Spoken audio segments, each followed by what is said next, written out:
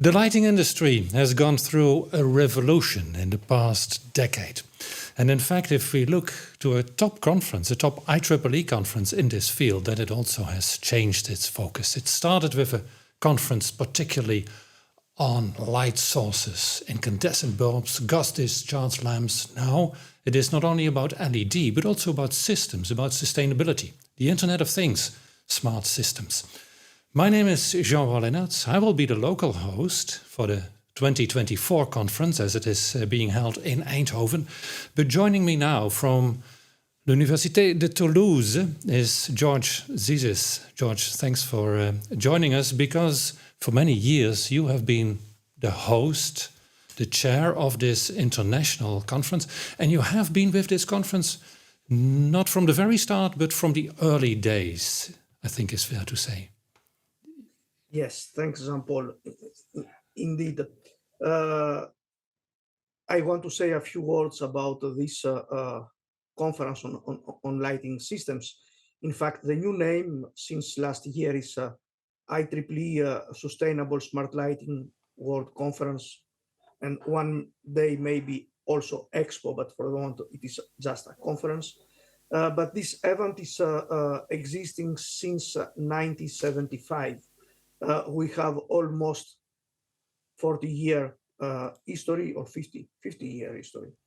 Well, I have not been from the beginning. The first version of the conference has been organized in Loughborough University in UK, and then we ran all around the world, from Europe to US to Japan, China. We visit different important locations for lighting. That conference had a huge success during the 80s and 90s. We had more than 460 persons present in the conference and more than 250 papers submitted. But this conference dealt from the beginning with light sources, and the initial name was the International Symposium on the Science and Technology of Light Sources. It became the International Symposium on the Science and Technology of Lighting Systems. And the idea there was to follow the evolution from the traditional legacy lighting systems to modern systems like smart lighting, like human-centric lighting, integrative lighting. We use at that time the name symposium in order to show that this conference is the place to be, and the place to discuss an informal way between industry, academia, public policy makers, and different other branches of target populations for the conference. And I will say that was a very big success. Well, in 1975, I was just 10 years old. Well, I didn't participate to that one, but the conference initially was every 3 years. The idea was to follow the cycle of legacy technology products, and 3 years was the right cycle. And after that, we densify. We started to have the conference every 2 years. And now, since last year, the conference became full IEEE conference, and we decided to have it as flagship conference for the IEEE Smart Lighting Initiative every year. Yeah. But you have seen that whole transition. Eh? You have been working on discharge lamps yourself, and if I now look into the list of publications, it ranges from bad activity to an EU study on this entire field with all the industries. You've written a new handbook, and I guess solid-state lighting is the prime topic of that. So the community has changed, you have changed, the field has changed, and it's still hot. Yes, fully agree with you, Jean-Paul. The field is still hot, but as you said, there is huge transformation of the field, starting from 70s and 80s with the arrival of compact fluorescent lamps, fluorescent tubes, metal halide lamps, and so on. And then LEDs. That I will say here, I remember Shuji Nakamura in 1996, few years after the invention of the blue LED, who present almost for the first time the first blue LED in a LS conference held in Greifswald in Germany. And I remember Shuji showing his small blue LED. And also I have seen some people, I will not say from which companies, saying, what is that? We never see it in our homes. Well, that was a very strong moment. Yeah, it's a great achievement if you, as a chairman for many years in this conference, can say, we had Nakamura presenting the blue LED in this conference. Yeah. And then he got a Nobel Prize for that later on. Exactly. And I can say that Shuji, since that time, he's a good friend of me. And and the idea is to as you said, the field change, the technology change, but also the companies and the industry ecosystem is also evolving. Companies change names, they change also products. And now we are still there, and we want to go further, and we still have hot engineering and scientific problems to solve. But now the problem is no more in the light source level, but is at the system level. We need now to deal with systems from the component to the full system, integrating also social aspects, integrating the end user, take into account health aspects, performance aspects, thanks to lighting, and so on. And then we have to include to our thinking also the impacts of lighting. You know that lighting is today something like between 13 and 14% of the world electricity production. Yeah, indeed. I see over and over researchers copying earlier papers saying it is 19%. And we are rapidly improving the energy efficiency. I think it dropped below the 10%. But what you then see is that, of course, we see so many new applications. We see the whole, let's say, society, the whole economy shift to a 24/7 economy almost, due to the fact that we can have artificial light. Vincent van Gogh, the conference will come to Eindhoven, and just a few kilometers down the road here, Vincent van Gogh painted the Potato Eaters, a dark setting with just one candle in the center. And that was the time, as you already mentioned, that one of these companies, Philips, started to produce light bulbs. Van Gogh, 1885, Philips, 1891. But now these things have changed. It is no longer Osram. It is no longer only Philips. It's no longer only GE. It is a lot of companies providing all these kind of things. What I like in Eindhoven is that here at the university we do a lot of research on the impact on humans for light. But when I see smart lighting and I Google on that, I still see the cartoons that people have to wave their hands to get the lights on. But we are much further. And I think that's exactly one of the topics that you wanted to mention when we say we go to systems. It is exactly as you said. LS conference has been founded by most people they don't know about those guys. It has been founded by John Weymouth. And at that time, it was Sylvania Lighting and GTE Lighting, and some other friends around him. When they create the conference, they said that lighting industry has to be there, and LS was really a very industrial conference. Up to 80% of participants were coming from lighting industry.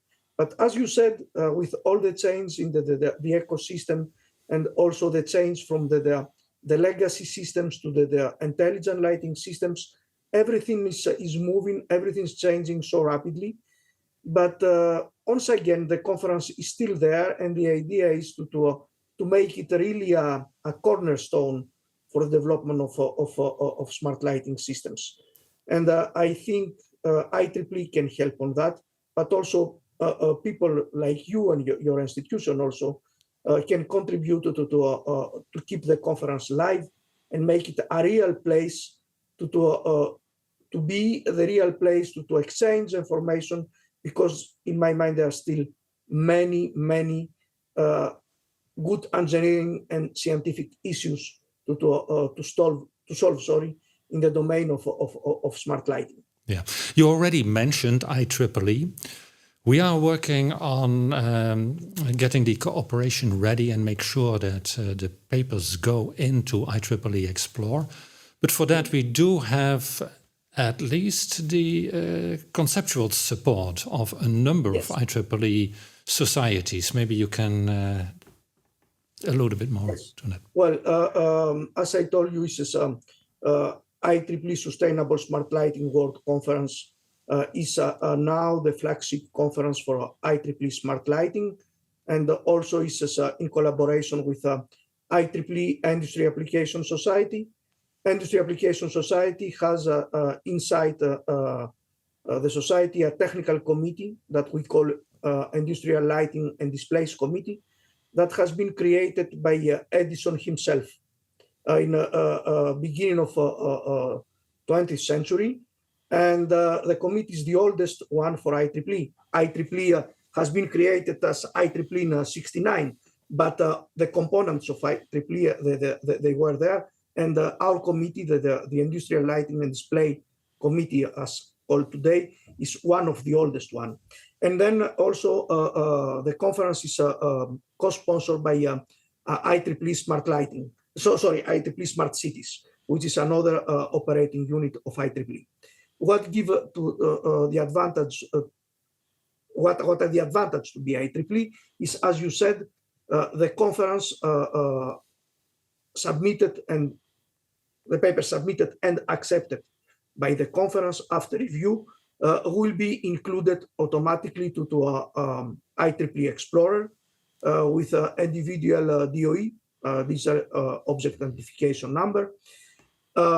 That will be the case for the abstracts. But as you know, we ask people to submit at the beginning an abstract that will be peer reviewed, and after that, people can submit till the end of the calendar year a full paper, and the paper will be reviewed again, and the final paper can go also to the Explorer.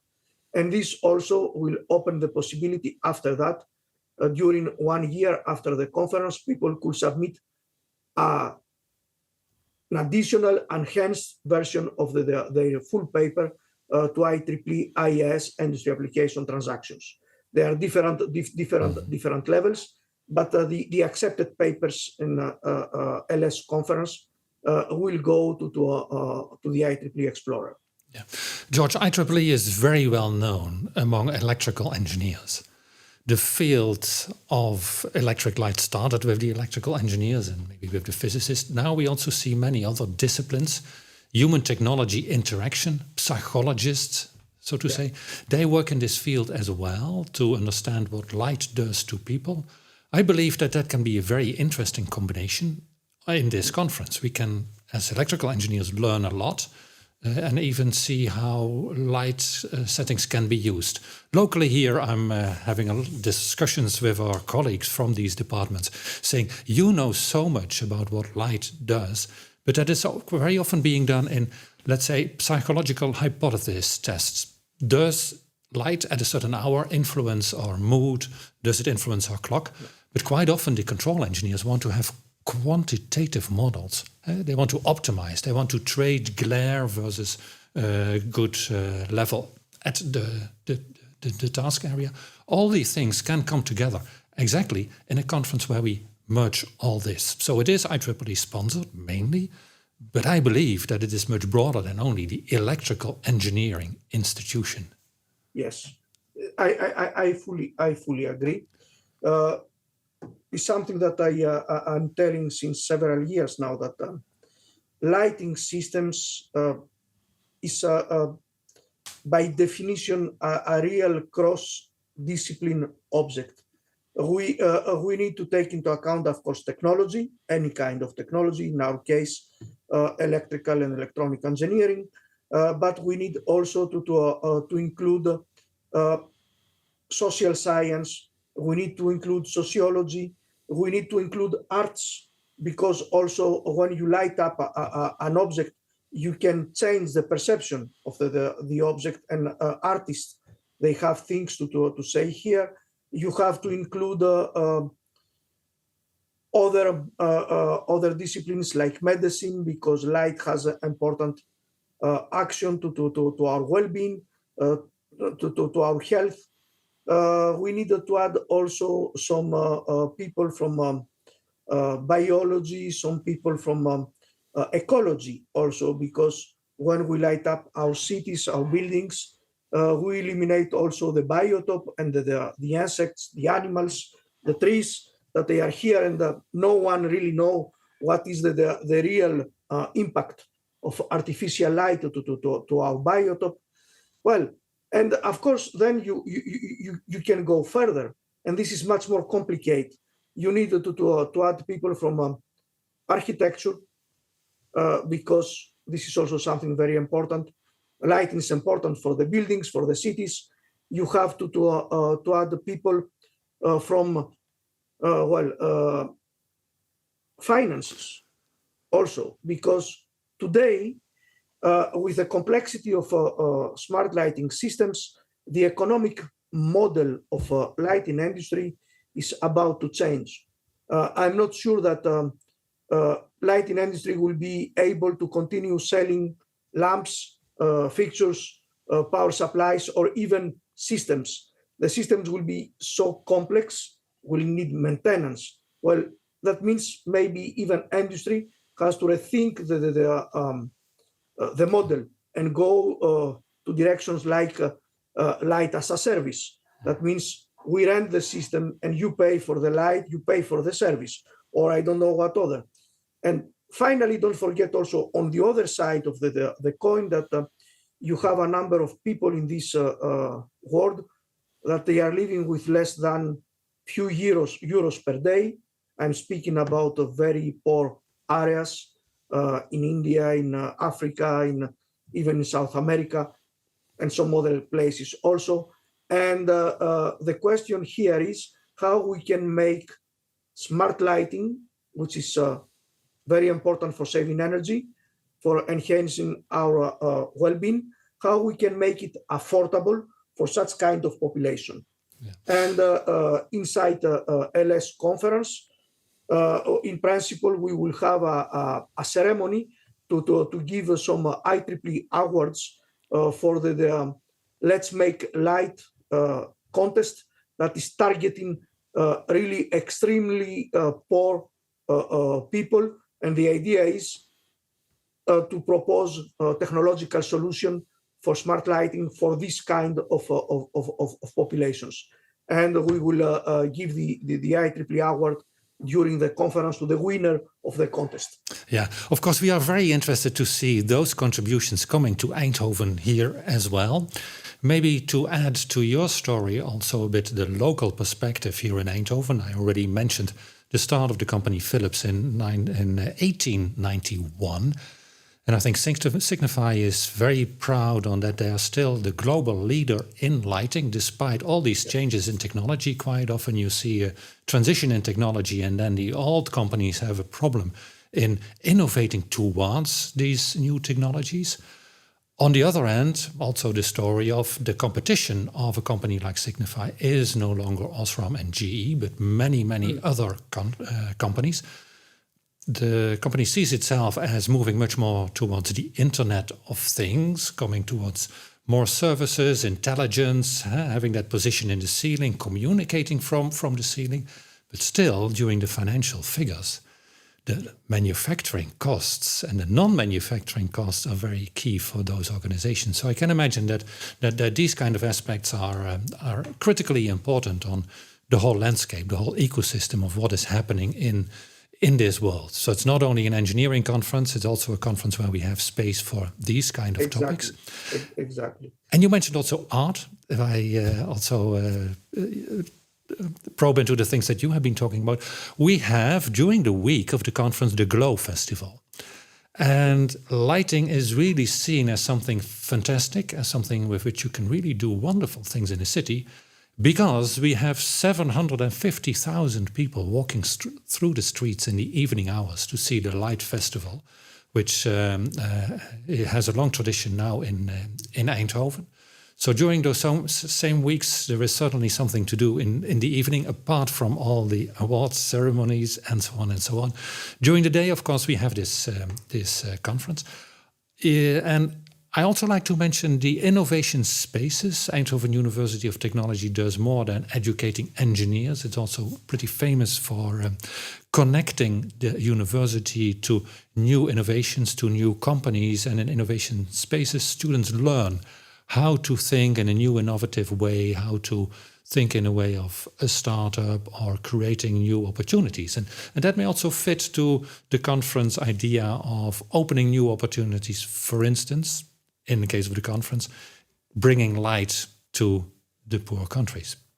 Yeah. So I'm looking forward to a wonderful conference in November. Maybe a personal question to you. What would be the kind of innovations, the kind of things, the kind of topics that would fit very much in a 2024 edition?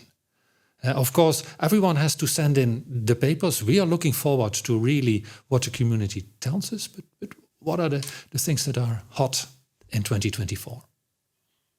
Yeah, yes, this is true. What will be the innovation for 2024?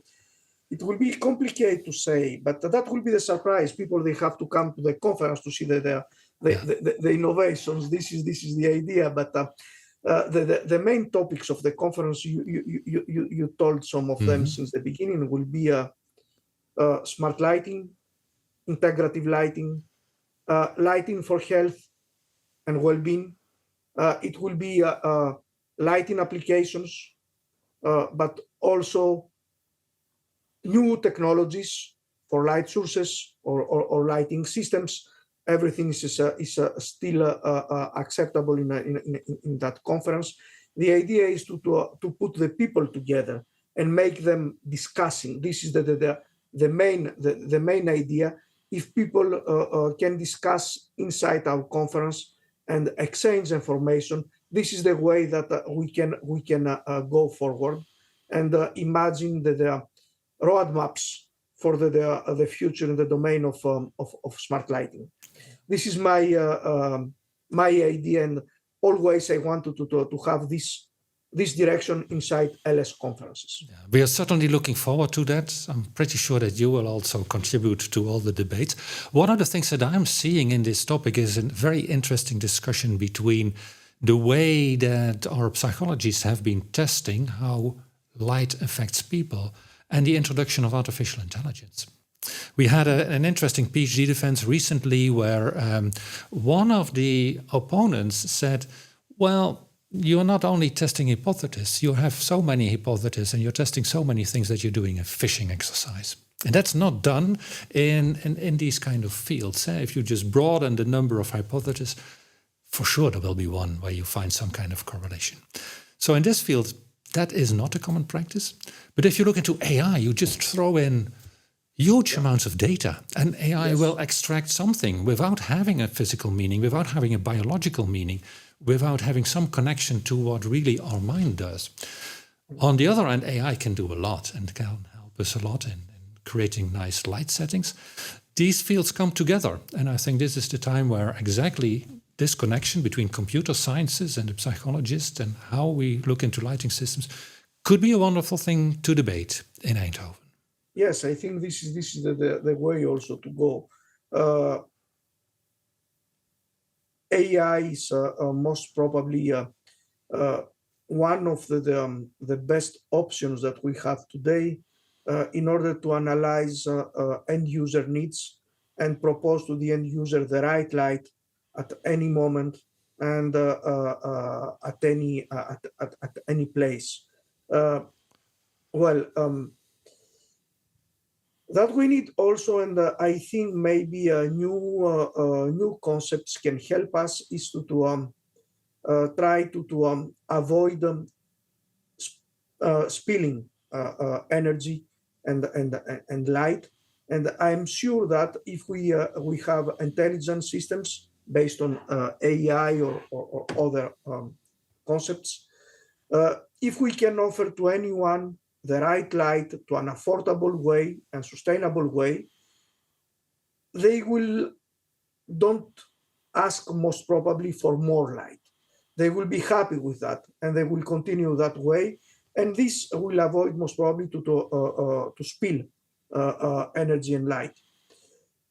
Something else that is very important, I think, in the domain of lighting for the next years will be the possibility to be able to make simulations of realistic simulations of illuminated spaces in order to be able to test different solutions and see the impacts, energy, biotope, what you can imagine, just by using, I don't know, an Oculus, or I don't know what other. And I think that the digital twin and machine learning technologies will be something very, very important for the future of the lighting design of the systems. Those are interesting directions. Certainly we know of the tools that can calculate a light distribution if you feed it with the locations of the lamps and how many lumens they produce. And then you get lux levels on the table. But you may want to go one step further, where you say, and now assume that I have a human sitting there.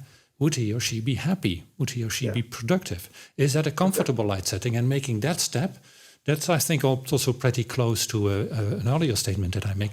I like to really see quantified models where all these tools can really extract something to play with, to optimize with. And we are approaching that field. The digital twins could be an interesting example.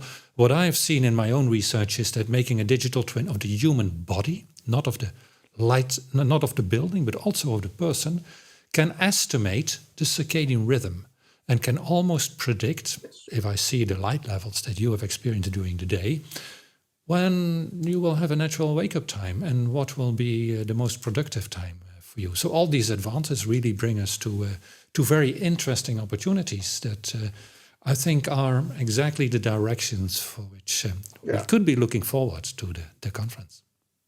I think all what you listed here, Jean-Paul, is the way that we are taking for the next 5, 10, or 20 years, but in my mind will be more around 10 years from now than 20. And is no more science fiction. I think today we have all the necessary technological brickles to build such kind of complex systems. We can make it, we can do it. Then we have also to be very careful, because such kind of systems may be very intrusive. They may have a direct incidence to our privacy, to our way of living, to our productivity. And these systems also can be very sensitive to cyber attacks, or I don't know what other, to hackers. And this is things that up to now was completely disconnected from the light in reality and what the lighting designers know to do. Well, we have to think about all that issues, and that means also in the future we have to create new innovative training also for the future lighting designers. Is no more an obligation to know only about photometry, about colorimetry, in order to be lighting designer. You need to know much more things, and you have to take into account all the constraints of a complex system. Well, it's something that we can also discuss inside the conference. For sure, it will become an interesting conference. Georges Zissis from l'Université de Toulouse in France, thank you very much for looking forward to this conference, and I think the fair conclusion is that the lighting industry has gone through a revolution, but that the research definitely is not over, and that there are many things to research, and that we are looking forward to a great conference here in Eindhoven. Looking forward to meet you there. Thank you, Jean-Paul. Me too also, and I hope to meet all of you, people who will look this video come to the conference.